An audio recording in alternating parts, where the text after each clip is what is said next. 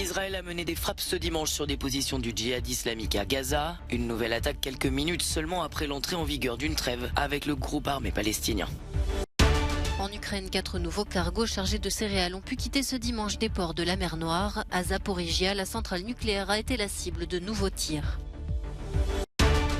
La Chine démontre être en mesure de conduire le blocus de Taïwan et accuse Washington d'ingérence. Les États-Unis parlent de réactions disproportionnées. Les objets du quotidien de la classe moyenne se dévoilent à Pompéi. Ce sont les dernières découvertes des archéologues sur le site antique. La trêve n'aura duré que quelques minutes. L'armée israélienne a mené des frappes sur une des positions du djihad islamique ce dimanche en réponse à des roquettes en provenance de Gaza, après l'entrée en vigueur du cessez-le-feu à 23h30. Ces 3 jours de violence entre le djihad islamique et les forces israéliennes ont déjà coûté la vie à 44 Palestiniens, dont 15 enfants.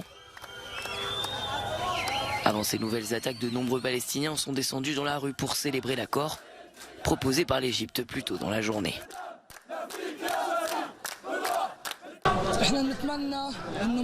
Nous espérons que nous n'aurons pas de guerre. Nous sommes un peuple et nous avons le droit de vivre notre vie à Gaza. Nous ne voulons pas de guerre tous les ans ou tous les 2 jours. Nous ne sommes même pas remis de la guerre précédente. Israël a déclaré que l'opération militaire dans la bande de Gaza se poursuivrait aussi longtemps que nécessaire pour protéger les civils. Le Conseil de sécurité des Nations Unies devrait se réunir dans la journée ce lundi. Une réunion en urgence réclamée par les Émirats arabes unis qui ont souligné la nécessité de rétablir le calme à Gaza et de freiner cette escalade de violence. Cette nouvelle confrontation est la pire depuis la guerre de 11 jours en mai 2021, pendant laquelle près de 300 Palestiniens avaient été tués. 4 nouveaux navires ont quitté ce dimanche les ports ukrainiens d'Odessa et de Tchornomorsk sur la mer Noire. Selon les autorités ukrainiennes, ils transportent plus de 160 000 tonnes de denrées alimentaires, principalement du maïs, de la farine et de l'huile de tournesol.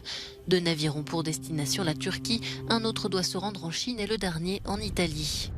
Plusieurs bateaux ont déjà quitté l'Ukraine cette semaine, comme le Navistar ici en image, qui doit se diriger vers l'Irlande. Il a été inspecté samedi au large d'Istanbul par des experts turcs, russes et ukrainiens, comme prévu dans l'accord signé par Kiev et Moscou. Enfin, pour la première fois depuis le début de l'invasion russe, un navire est arrivé dans le port ukrainien de Tchornomorsk pour recevoir un chargement de céréales. Une situation qui représente un signe d'espoir pour le pape François, qui s'est exprimé depuis le Vatican ce dimanche. Je voudrais accueillir avec soulagement le départ des premiers navires chargés de céréales des ports d'Ukraine. Cette étape montre qu'il est possible de dialoguer et d'obtenir des résultats concrets qui profitent à tous. Donc cet événement est aussi un signe d'espoir. Près de la centrale nucléaire de Zaporijia, la situation reste en revanche très tendue. La plus grande centrale d'Europe a été pour la 2e fois en un peu plus de 24 heures la cible de frappe dans la nuit de samedi. Cette fois encore, autorités russes et ukrainiennes se rejettent la responsabilité. L'Agence internationale pour l'énergie atomique juge la situation de plus en plus alarmante à Zaporijia. La Chine poursuit sa démonstration de force et démontre être en mesure de mener un blocus de Taïwan en empêchant les forces américaines de lui venir en aide. Selon le ministère taïwanais de la Défense, des avions, des navires et des drones chinois ont simulé des attaques contre l'île principale de Taïwan. Une fois les exercices terminés ce dimanche, Pékin annonce que de nouveaux exercices à tir réel seront menés jusqu'au 15 août. Via un porte-parole du ministère chinois des Affaires étrangères, la Chine a une nouvelle fois accusé les États-Unis d'ingérence. Pékin reproche à Washington de ne pas avoir empêché la visite de Nancy Pelosi à Taïwan. De son côté, le chef de la diplomatie américaine dénonce ce qu'il estime être la disproportion totale du blocus de Taïwan. Près de la moitié de la flotte mondiale de conteneurs et 90% des plus grands navires du monde passent par le détroit de Taïwan. Avec ces tirs de missiles, Pékin a pris une mesure irresponsable d'un genre nouveau. Ils ont fermé 8 zones où jusque-là nos 2 pays collaboraient. Le ministre des Affaires étrangères chinois Wang Yi s'est de son côté entretenu avec son homologue russe et a remercié la Russie pour son soutien. Pompéi continue à délivrer ses trésors. Assiettes, vases, amphores, les archéologues ont mis au jour un nouvel ensemble d'objets qui éclairent un peu plus le quotidien des habitants de la classe moyenne de la cité antique. Les découvertes ont eu lieu dans une maison de l'un des plus grands quartiers de la ville, ensevelie par l'éruption du Vésuve en 79 après Jésus-Christ. Ici, nous pouvons voir la partie en bois des portes et ce sont les supports que nous devons imaginer positionnés de cette façon pour permettre son ouverture. À l'intérieur de l'armoire, il y avait des étagères. Et ce que nous voyons, c'est l'étagère qui s'est effondrée quand le volcan a explosé. À l'intérieur, nous trouvons des objets en verre, comme ces bouteilles, mais aussi en céramique, comme ces vases que nous découvrons petit à petit. Après avoir fouillé les somptueuses villas de la classe aisée, les archéologues se concentrent de plus en plus sur la vie de la classe moyenne ainsi que celle des serviteurs et des esclaves.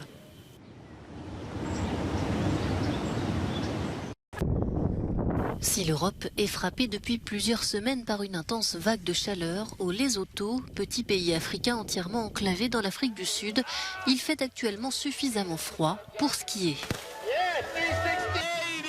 Perchée à 3000 mètres d'altitude, Afriski est l'une des 2 seules stations de sport d'hiver d'Afrique australe. Elle ne comprend que 2 km de pistes destinées principalement aux débutants, ce que sont la plupart des skieurs venant d'ici, originaires pour beaucoup des grandes villes d'Afrique du Sud. Et j'ai vu beaucoup de publicités sur YouTube et je me suis dit que je voulais vraiment essayer. Je n'avais jamais vu de neige de ma vie, donc c'est vraiment une super expérience. Là, on va aller suivre un cours de ski.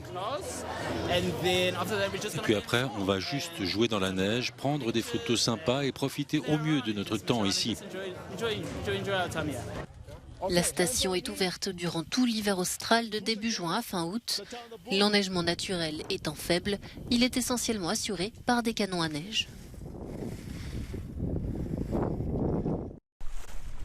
Le navigateur breton Yann Kenney était parti de Saint-Brieuc dans la plus grande discrétion à bord du Baluchon, une coque de noix de 4 mètres, construite de ses mains avec pour seul instrument le GPS de son téléphone portable. Je ne m'attendais pas à ça quand je suis parti il y a 3 ans. Le voilier lui avait coûté 4 000 € et il ne partait pas battre des records, mais pour se faire plaisir. J'ai appris la voile tout seul, donc au début j'ai fait des tout petits ronds autour de Saint-Brieuc, puis après de plus en plus grand, j'étais jusqu'aux Açores, après j'ai traversé l'Atlantique, et puis maintenant j'ai fait une boucle comme ça. Ça a mis un long apprentissage pour arriver à ce tour du monde. Le tour du monde aura duré 3 ans. Yann Kenney se souvient du ravissement de l'arrivée aux îles Marquises et des moments difficiles de la traversée de l'océan Indien. Des centaines de personnes sont venues l'applaudir à son retour au port et Yann Kenney pense déjà à repartir. Je vais construire un nouveau voilier, un autre petit voilier, tout petit. J'aime pas les grands bateaux parce que c'est pour les grandes personnes sérieuses et moi je ne suis pas une grande personne sérieuse. Donc je vais refaire un autre petit bateau et je vais essayer d'aller un petit peu passer un hiver dans le Grand Nord canadien où je ne sais pas trop encore la destination, mais c'est un peu l'objectif de faire un hivernage dans le Grand Nord.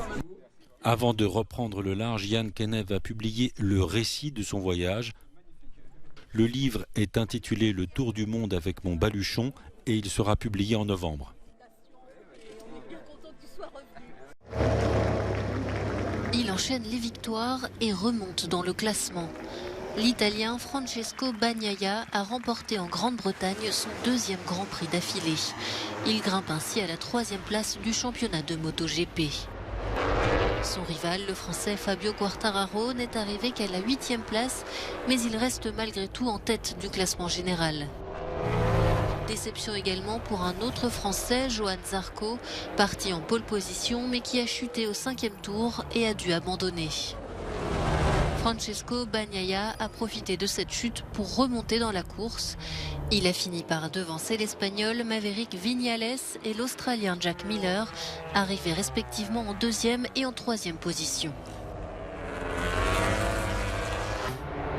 Le prochain Grand Prix aura lieu le 21 août en Autriche.